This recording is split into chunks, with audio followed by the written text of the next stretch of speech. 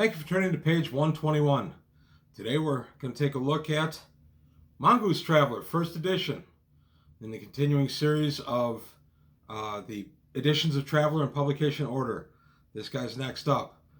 I'm going to go over what's in the core rulebook, why I was excited about it, and a little bit of disappointed in it. But I'll explain that as I go through. Mongoose Traveler, first edition, saw publication from 2008 to right around early 2017. Because of that, it ran just about as long as the original Traveler ran, from 77 to 87, ran just a hair longer. So today I'm going to take a look at Mongoose Traveler, first edition, and why it was such a breath of fresh air, but ultimately ended up putting me off of Traveler for a little while. Today on page 121. Mongoose Traveler, first edition. This is the core rulebook. As I say, this was published in 2008 and was published through early 2017. So it ran just about as long as the original Traveler did, from 77 to 87. Ran just a little bit longer. And I'm going to take a look at what's in the book. I love the cover. That black band, the black with the red band. $39.95. I was happy to push that money down to get the new edition of Traveler. Keeping in mind, I've been going through Traveler in publication order. This was coming out just after Traveler Hero came out. And we hadn't seen a 2x6 Traveler game since Mega Traveler. Well, arguably Mark Miller's Traveler. But it was kind of refreshing to go back to what started it all. This game, or this book rather, takes us back to the very beginning of Traveler as far as the roots. A lot of the items in here are adapted directly from original Traveler. It's a 2x6 basic game. It works just the way Traveler worked. In fact, there's not a ton of stuff in here that's different other than developmental. By that I mean, because the game had been around for 30 years at this point, it became more sophisticated, and that is reflected in this book. But you could easily take a Traveler adventure from Classic Traveler and play it with these rules. You could still do that. So here we go into the technology levels and the character creation. All pretty much the same. Not a ton of change. Character generation checklist. There you go. And then your character creation. It's interesting. The connections are introduced in here, which we'd always kind of had in Traveler. At least in my campaign, I'd always had it. A connection is someone that you know, possibly derived from your character creation, but certainly from your backstory. Pretty interesting. I never formalized the connections rule, but I've always had them in my campaign. So we go on here. Here's a nice look at all of the things you would need to roll up the various character careers. I don't want to say classes. So you have an agent, army, citizen, drifter, let's see, entertainer, the Marines, the merchants, the Navy, nobility, rogue, scholar, scout, very popular class at my table, by the way. And then you get down to the character creation, mustering out, and things like that. So those are the classes if you were playing somebody from the Imperium and you were playing somebody who was more or less human. When I say more or less human, I mean a human or a human subspecies. There are rules later in the book for playing a non-human, as in Var Gear and Aslan, which was a big improvement in this one, by the way. To get all that information into one set of covers was pretty sweet. Here we go into your mustering out benefits, including your TAS membership. That can be, membership in TAS can be purchased for 1 million credits, or you can get it as a mustering out. So it's a pretty valuable mustering out benefit at 1 million credits. It's not transferable, but it saves you potentially 1 million credits. One thing this book did have that I liked, it put some optional rules right there in the brackets, and it gave us some color down here where it would tell, just little drops here that might be good for adventure hooks, or just little bits of information. There's even a Traveler's Aid Society bulletin in one of these. Here we go. We got another one right here, Taz Bulletin. And now we come to the various types of character creation alternate rules, including the Iron Man character generation. That's where you play under the old rules where your character can actually die in character generation. Yes, my first couple of characters in Traveler died in character generation. My introduction of Traveler was what would now be called a session 0, where I rolled my character up and watched it die. And our rule then was you could not recycle the sheet. You had to crumple it up and throw it away. Silly and wasteful, I know, but that's how we played. My first couple of Traveler characters ended up going in the trash can before they ever saw play. I'm a huge fan of this, but I absolutely understand getting away from it. Both of my sons want to be able to wear the t-shirt that says I died in character generation. So sometime, probably in the next 3 or 4 weeks, my son is home from college for a while. We're going to film a video of them rolling up characters and seeing if they can get them to die in character generation. So here we go. Now we go to alien races. Alien, of course, is only pertains to humans. But here we go. We go alphabetically. We got the Aslan. We've got the Droin. I like that this is all in one book. The Hivers, the Kukri. In the old books, in the original Traveler, you had to buy a separate book for each of these. I've featured a few of them so far on my channel, the Aslan and the Kukri. They're excellent books, don't get me wrong. I'm not knocking them. But it's really nice to just have everything under one set of pages. Here we go, the Var Gear, the Zodani. Just very nice. I like how this book is laid out. I'm going to complain a little bit about the book, though. It's bland.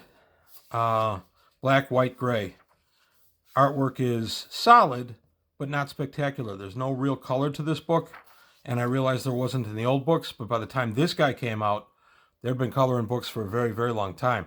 This edition of Mongoose at the beginning really felt like their 3rd edition D&D offerings. Just the way they were laid out and the lack of color and just things like that. Mongoose, in my opinion, has vastly improved over this edition in their current edition, 2nd edition. But going on to here, we're in the skills and tasks. And again, everything you need to play the game is right here between these covers. There are certainly plenty of things you can expand upon, but this will get you started, and you could play just out of this book for years.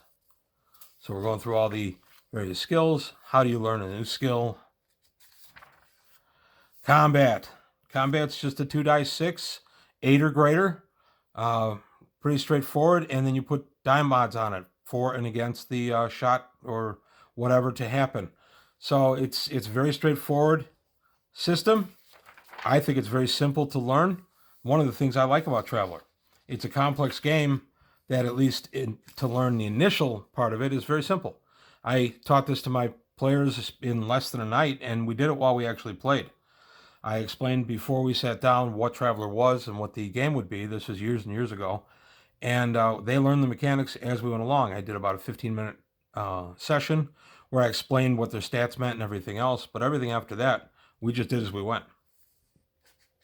So here we go with the combat charts. And there we go. What it is, what armor you're hitting, vehicle damage. Traveler's a little abstract in some of the vehicle damage, in my opinion. But that's okay. That's not what it's about. It's a role-playing game. It's not a tabletop war game. So encounters and dangers, planetary quirks. Is there a lot of earthquake activity, not earthquake, planet quake activity on the planet? Is there savage weather? Star Wars is a good place to have a world that has just one topographical feature and nothing else. So here we go to animal encounters. You can roll your own animals on these charts. You can get your non-player characters, very important to any role-playing game, is non-player characters. Who are they interacting with? And again, as I said, the artwork is fine. It's solid. It's unimpressive. And now I'm going to go on to one other thing that this kind of did to me when I bought this. I was very excited. I sat down and I read it, first opportunity I had. And when I finished it, I went, oh, I kind of already have all of this. And that led to my feeling that I didn't need to buy a new Traveler because I had the old Traveler.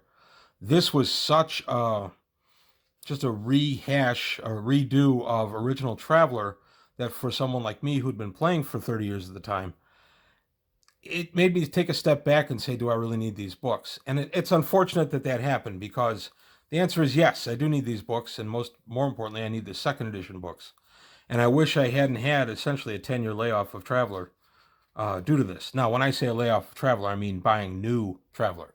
We played Traveller straight through that time, primarily on the D20 system.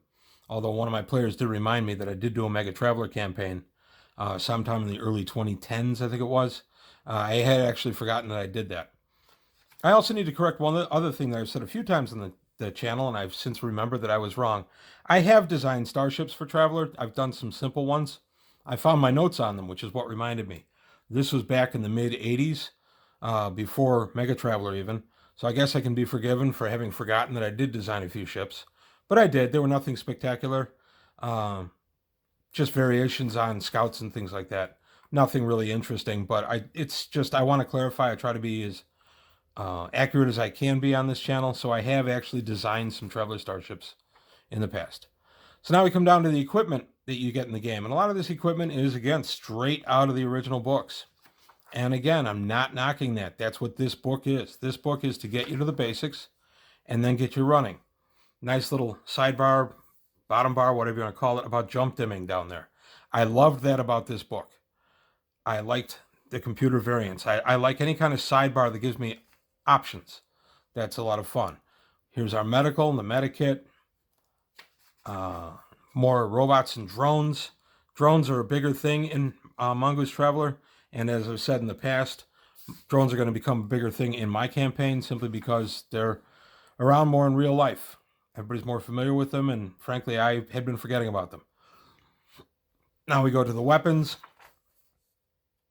Always love the weapons. Love good weapons illustrations in Traveller. And then we go to the heavier weapons, the grenades, and now we get into vehicles. Pretty interesting with the vehicles. Again, this is pretty familiar if you were an old Traveller like I was. And then we come into the spacecraft design. A couple of things added to the spacecraft design. It's a little tighter than the original was. I did like it. I did not design any Mongoose first edition spacecraft, but I did appreciate what I read. Okay, so go through the spacecraft design, coming right through it. And now we come to types of ship. And let's face it, this is a place a lot of us go real quick. I like to see the ships. I love the artwork for the ships in here. I don't mind a good black and white starship depiction. So for me, the artwork really wasn't a drawback in this. I love a deck plan. These are just so... Oh, this is so nice. I love Traveller starships. I love the aesthetic. Mercenary Cruiser. Hey, wait a minute. Didn't that show up in Battletech? Why, yeah, it did. The Keith brothers also wrote a lot of Battletech stuff. Didn't that show up in Star Wars The Clone Wars? Yes, it did. Pretty neat. Come down to the Corsair. The Serpent Police Cutter I did like. I've actually used a version of that in a couple of different games. And then we come down to the small craft, a modular cutter. And then we go into a section on spacecraft operations, which is good. There wasn't a ton of this in the original books. Some, but this is far more complete. And of course, in the second edition, it's more complete still, in my opinion. Mongoose still suffers a little bit from the editing on these. Some of the table placements are odd. And there's some typos and just some layout things that kind of made me scratch my head when I first read it, and then as I reread it for this video, I found much the same things, but certainly nothing to keep me from buying the book.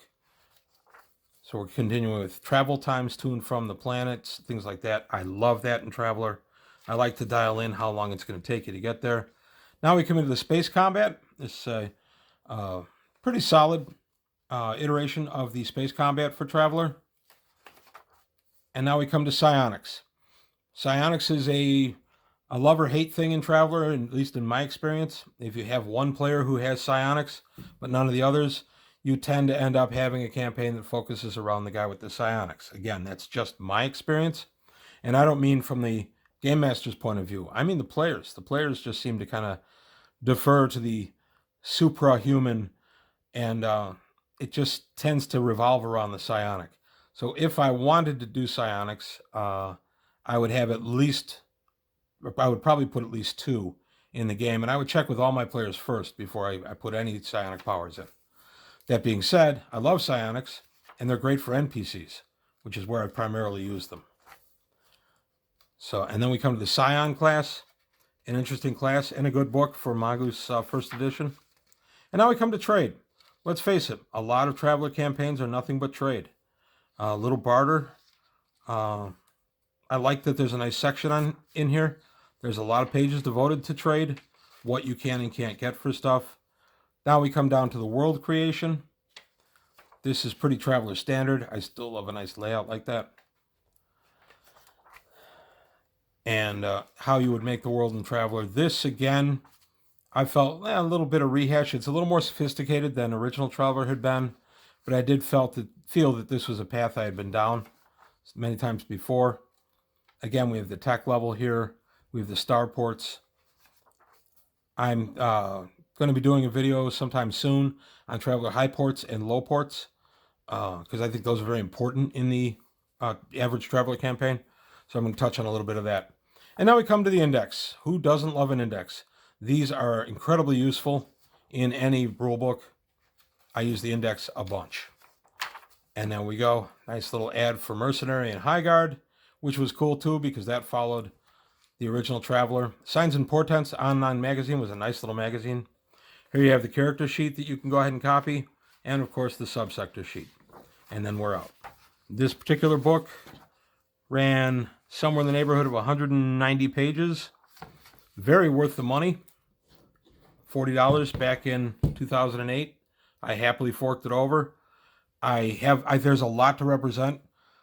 Traveler, Mongoose Traveler First Edition, and you can port virtually everything here or on the First Edition adventures or rulebooks.